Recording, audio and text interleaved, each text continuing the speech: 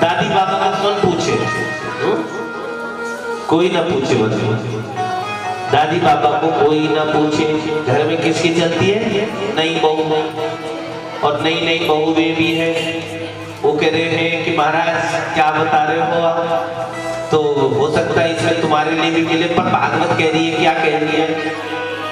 और बड़े बूढ़ों का सम्मान खत्म हो गया है कलयुग में कि तरुणी प्रभुता के है और शाल को बुद्धिदायक कन्या विकृण्यो लोभा दंपति नाम जगलंकना। कि तरुणी प्रभुता के है और शाल को बुद्धिदायक। सनत कुमार कह रहे हैं इस बात को मैं अपनी तरफ से नहीं कह रहा हूं। मानो हमारे तत्वदर्शी संत कितने बड़ी विद्वत मूर्ति थे जिन्होंने पत्ते खाकर हमको आज के बारे में भी लिख दिया उस समय। क्या कह रहे हैं कि तरुणी प्रभुता किए हैं और शाल को बुद्धिदायक कि घर में नई बहू की चलती है। तो मैया गलत बात क्या है? चलनी चाहिए। ये चाबी कब तक अपने पास ही छुपाती रहोगी? छोड़ो बहू को दे दो कि बहू तो संभाल, तू संभाल। लेकिन मैया छोड़ने को तैयार नहीं है।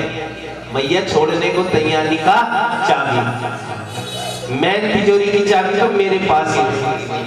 हाँ हाँ ठीक है, मैं तिजोरी की चाबी हाँ मेरे पास ही रहेगी।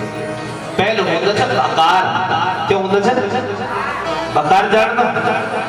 हाँ डोर, कोई डोर भी बोलता था, कोई कुछ भी है, बड़े बड़े लकड़ी के। अब तो अनाज, और अनाज के अंदर रखा रहता क्या माल पानी, है ना? मतलब वो प्रेम है। कभी कभी अब विचार आते हैं तो वाकई चाबी किसके पास रहती थी? हाँ दादी के पास या मैया के पास। और दादी खबरदार, दादी कहीं भी सोए भी अपने साथ रखे चाबी सब। तो कहने का तात्पर्य है कि अब दो बार छोड़ो, दे दो चाहिए, लेकिन उसमें भी आ सकते हैं। लेकिन यहाँ आज की डेट में चलो दे भी दी तो गड़बड़ कहाँ हो रही है कि घर में नई बहू चलती है, कोई बात नहीं, चलनी ही चाहिए। लेकिन कोई भी बड़ा काम हो तो दादी बाबा से पूछना चाहिए। यानी वो काम कुछ नहीं करेंगे, पर अगर आपने इतना बता दिया कि दादी जी दादाजी हम ये करना जाना चाहिए, ये काम करना, तो मना थोड़ी करेंगे। वो और खुश होंगे। अरे नाती ने पूछा, मुझे बहू ने पूछा, बेटे ने पूछा, करना तो तुम्हें ही है, बस सिर्फ उनको इन्वॉल्व कर लेना। मेरा कहना आज इतना मान लो, फिर आप देखना, बस इतना ही पूछना है कि हम ये काम करने जा रहे हैं। वो मना नहीं करेंगे, वो कहेंगे बेटा खूब करो, कोई दिक्कत नहीं। लेकिन यहाँ गड़बड़ क्या हो गई है आज कि घर में चलती है नई बहू की और सलाह कहाँ से लेते हैं? तुम भी कहाँ से लेते हो सलाह? कहाँ सलाह लेते हैं? ससुराल से। एक बार आगे वाले के लिए जोरदार ताली बजाओगे। कहाँ से? ससुराल से ली जाती है ना? हाँ समझ रहा हूँ। माई का भी कह सकते हो आप, ऐसा भी कह सकते हो। सलाह माई से घर में नई बहू की, और सलाह कहाँ से ली जा रही है? मायके से।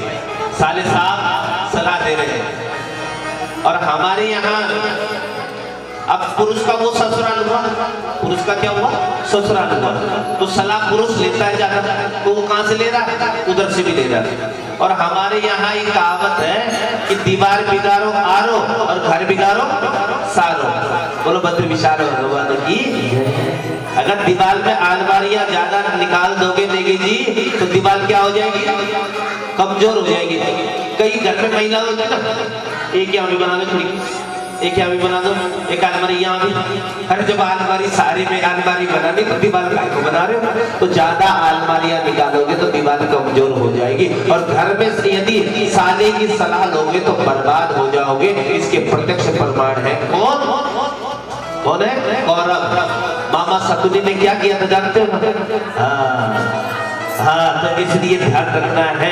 एक बार प्रेम से बद्र विशाल भगवान की कि कलिना धर्म मित्रेण धैर्यं बाध्यता धुना। अधर्म का जो मित्र कली है वाले सबकी बुद्धि को विकृत बना दिया है। लेकिन जब मैं श्रद्धाम वृंदावन में आया, मतलब वो तो एक कौतुक देखा। वृंदावन में क्या देखा जानते हो? एक युवती खूब ताता तैया करके नाच रही है, लेकिन वहां के सामने जो दो पुरुष हैं वो मूर्छा में पड़े हैं। हमने उस देवी से पूछा, ये क्या, कौन हो तुम? अहम भक्ति दीक्षाता। वो कह रही कौन हूं मैं? अहम भक्ति। अब ध्यान देना कि अहम भक्ति दीक्षाता इयम तनयो तुझ।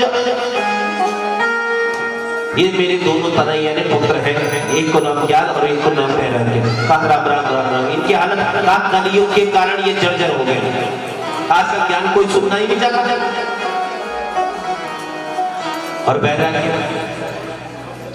किसी के पास नहीं। आप लोगों के पास जरूर कहूंगा मैं इस समय वैराग्य। कैसा वैराग्य? इस समय घर छोड़ा तो कथा मिल रही है, यानी किसी चीज को छोड़, किसी चीज को पाने के लिए किसी चीज को छोड़ना पड़ता है, तब वो चीज प्राप्त होती है। और आज आपने वही कार्य किया, तो आपको क्या मिल रही है? भगवत कथा मिल रही है। तो मैं कहा गया वृंदावन में ये कौतुक देखा, और भक्ति महारानी के पास दो पुरुष पड़े, और वो पुरुष जानते हो कैसे हैं? ज्ञान और वैराग्य दोनों बूढ़े हो चुके हैं। जब तो मैंने पूछा तुम्हारी हालत, कहा कहा तुम्हारे लिए गीता का पाठ करना चाहिए। कहा गीता पाठ करो चाहे कुछ करो, कुछ नहीं होने चलो होने वाला। कहा क्या करें? कहा इनके लिए कुछ उत्तम उपाय ढूंढो। तो तब वो उत्तम उपाय था भागवत। और भागवत कहाँ हुई? हरिद्वार में सनकादि मुनियों ने की, और भक्ति के मन में जो कष्ट थी वाक्य निवृत्ति हो गई। वाक्य क्या हो गई? निवृत्ति हो गई। और भगवती तात्काल तैया करके नाचने लगी, खूब आनंद मनाने लगी। एक बार प्रेम से बोलो बद्र विशाल भगवान की। यानी भक्ति देवी के मन में जो कष्ट था वाक्य निवृत्ति हुई, और ज्ञान वैराग्य का बुढ़ापा दूर हो गया है। आज एक बार प्रेम से बद्र विशाल भगवान की, राधा रमण भगवान की। अब सीधे चलते हैं अपनी कोड़ी और पोगड़ी की तरफ, ठीक है? अर्थात क्या? आत्मदेव और धूमदेव के प्रसंग। उस प्रसंग को मैं इसलिए भी सुनाऊंगा आप लोगों को, भले सुना भी होगा आपने, लेकिन जरूर सुनाऊंगा और कम शब्दों में।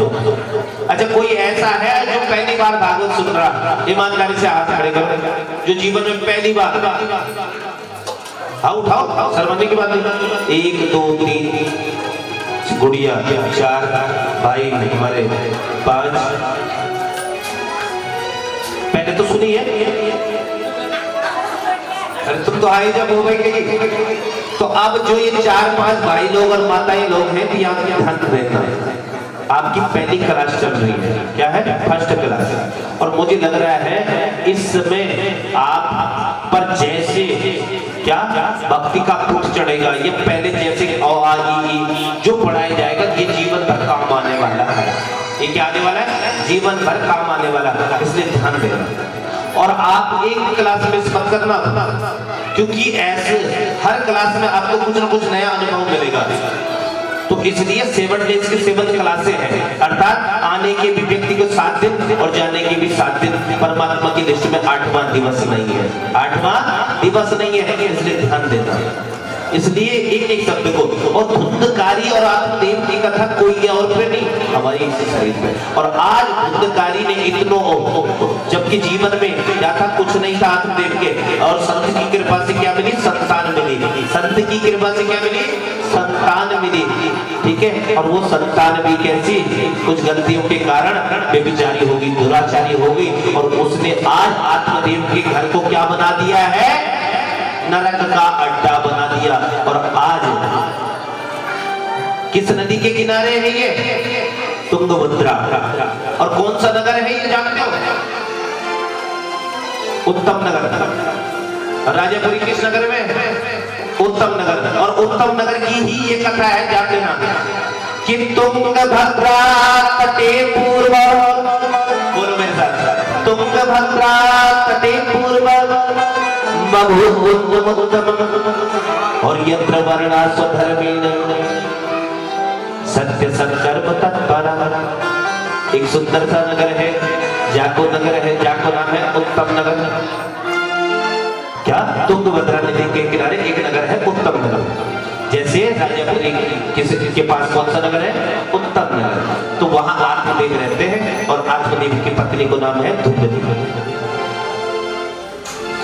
अब हम बोले कि तुम्हारी भी कोई पत्नी है, तो आप क्या जवाब दोगे?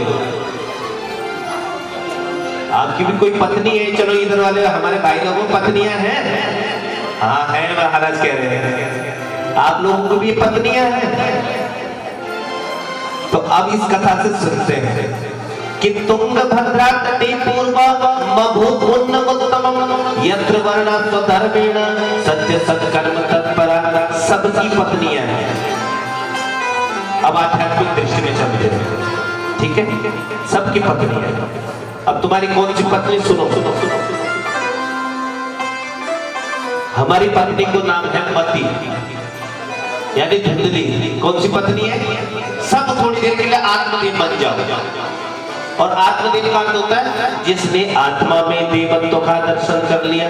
किसमें? आत्मा में किसका दर्शन? देवत्व का दर्शन कर लिया। हाँ, मेरे हृदय में तो रमण बिहारी विराज रहे हैं, भागवत भगवान विराज रहे। बड़ो आनंद आ रहा है। अच्छा, आनंद आ रहा है कि किसको आ रहा है? कंजूसी नहीं, हाथ उठाने में पता तो चले कि जो कि हमारे कैमरामैन भी बोले कि हाँ इस बार वाली कथा तो अद्भुत ही है, पता चलना चाहिए। बोलो मंत्र विशाल भगवान की। अब नमः पार्वती पते। यानी पूरी कथा में हम चाहते हैं आप